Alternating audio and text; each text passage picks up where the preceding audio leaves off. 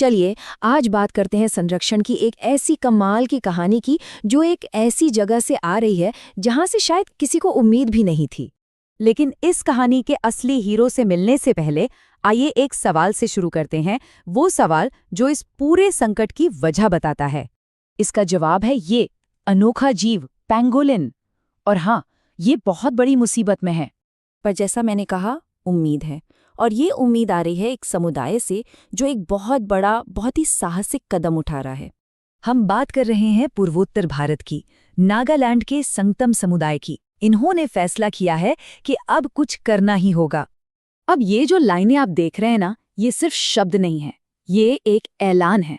सोचिए, एक पूरी जनजाति एक साथ आकर ये कह रही है कि हमारे इलाके में पेंगोलिन का शिकार या उसका अवैध व्यापार अब बिल्कुल नहीं होगा। और ये कोई मामूली बात नहीं है, क्योंकि ये संकल्प एक ऐसी जगह लिया गया है जो तस्करी के लिए आप कह सकते हैं एक हॉटस्पॉट है। संगतम समुदाय नागालैंड के तुएनसांग और किफिरे जिलों में रहता है और ये इलाके सीधे म्यांमार बॉर्डर से लगे हुए हैं। ये बॉर्डर कितना बड़ा है? करीब करीब 1643 किलोमीटर। और इसे पेंगोलिन की तस्करी के लिए सबसे खतरनाक, सबसे संवेदनशील रास्तों में से एक माना जाता है। तो सवाल ये उठता है कि आखिर दांव पर लगा क्या है? मतलब इस जानवर को बचाना इतना जरूरी क्यों है? हाँ, देखने में तो ये बहुत अनोखा है, पर क्या सिर्फ इसीलिए इसे बचाना चाहिए?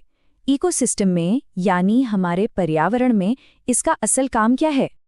देखिए, पेंगोलिन का काम बहुत बड़ा है। भले ही हमें दिखता ना हो, ये एक तरह से प्रकृति का पेस्ट कंट्रोलर है। दीमक और दूसरे कीड़ों को खा जाता है। और इतना ही नहीं, जैसे केचुआ मिट्टी को उपजाऊ बनाता है ना, वैसे ही ये भी मिट्टी में हवा भरकर उसे बेहतर बनाता है। एक साइलेंट वर्कर कह सकते हैं। तो अगर ये जानवर इतना फायदेमंद है, तो फिर इसकी जान का दुश्मन कौन है? क्यों ये विलुप्त होने की कगार पे है? इसकी वजह है दो बड़ी मांगे, और दोनों ही सच कहें तो गलतफहमियों पर टिकी हैं। एक तरफ इसकी शल्कों यानी स्केल्स की पारंपरिक दवाइयों में बहुत मांग है, और दूसरी तरफ इसके मांस को कुछ जगहों पर अमीरी और स्टेटस सिंबल माना जाता है। और ये शल्कों वाला मिथक, इसे समझना बहुत जरूरी है। जिन औषधीय गुणों की बात की जाती है, उसका कोई, मैं फिर से कह रही हूं, कोई भी वैज्ञानिक सबूत नहीं है।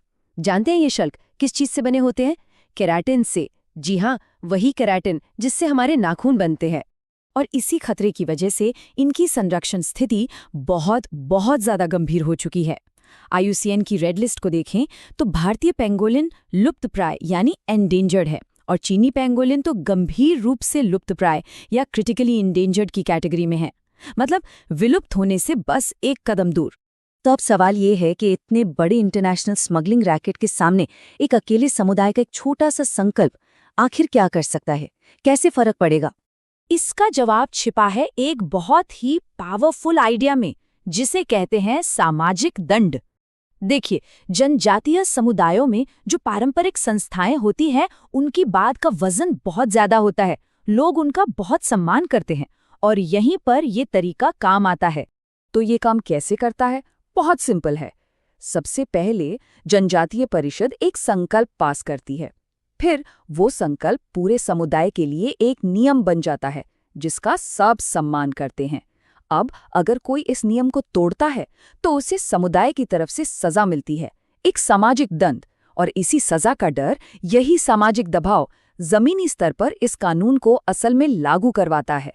चलिए अब देखते हैं कि ये एक कोशिश कैसे एक गांव या एक जनजाति से आगे बढ़कर एक बड़े आंदोलन का हिस्सा बन रही है। संगतम जनजाति का ये कदम सिर्फ एक स्थानीय जीत नहीं है, ये एक मॉडल है, एक ब्लूप्रिंट है। ये दिखाता है कि जब समुदाय खुद आगे आता है तो संरक्षण कितना असरदार हो सकता है। और ये कोई अकेली अलग-थलग कोशिश नहीं है, बल्कि एक बड़ा आंदोलन बन रहा है। इसे wild life trust of India और पेंगोलिन क्राइसिस फंड जैसे बड़े संगठनों का भी साथ मिल रहा है। और सबसे अच्छी बात क्या है? ये आइडिया फैल रहा है।